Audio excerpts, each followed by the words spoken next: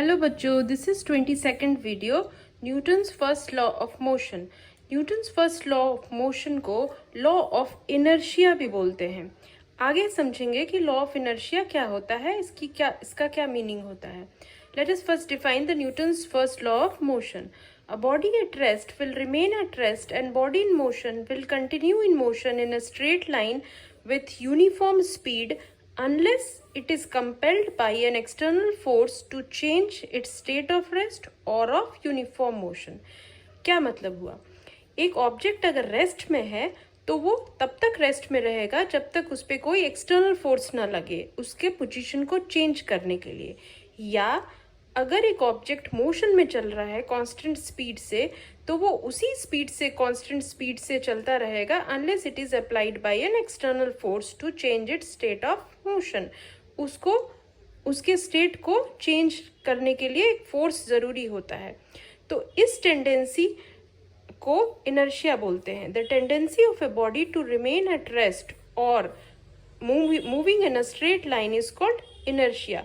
Means एक object की tendency कि वो रेस्ट में ही रहना चाहता है या मोशन में ही रहना चाहता है विदाउट एनी एक्सटर्नल फोर्स, इस टेंडेंसी को इनर्शिया बोलते हैं। इनर्शिया मतलब होता है रेजिस्ट टू चेंज, चेंज को रेजिस्ट करना। इसी कारणवश Newton's first law of motion को लॉ ऑफ इनर्शिया भी बोलते हैं। अब इनर्शिया कैसे मेजर करेंगे? Let's see this line. Mass is the measure of inertia of the body. That means mass is directly proportional to inertia. मास अगर ज़्यादा होगा, डायरेक्टली प्रोपोर्शनल मतलब मास ग्रेटर है तो इनर्शिया भी ग्रेटर होगा, मास कम है तो इनर्शिया भी कम होगा। सपोज एक टॉय कार है, फॉर एग्जांपल टॉय कार का मास जो होगा वो एक नॉर्मल कार से कम होगा, तो टॉय कार को कम फोर्स लगाना पड़ेगा मूव कराने के लिए और एक कार को मूव कराने के लिए ज़्यादा फोर्स लगाना पड़ेगा। ऐसा क्यों? क्योंकि टॉय कार का मास बहुत कम है in comparison to a normal car. So mass is directly related to inertia. Now inertia is of two types, inertia of rest and inertia of motion. Now let us understand this inertia of rest with the example of with a experiment. This is an empty glass.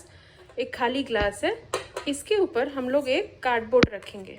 Let us put a cardboard on this and put a coin on this.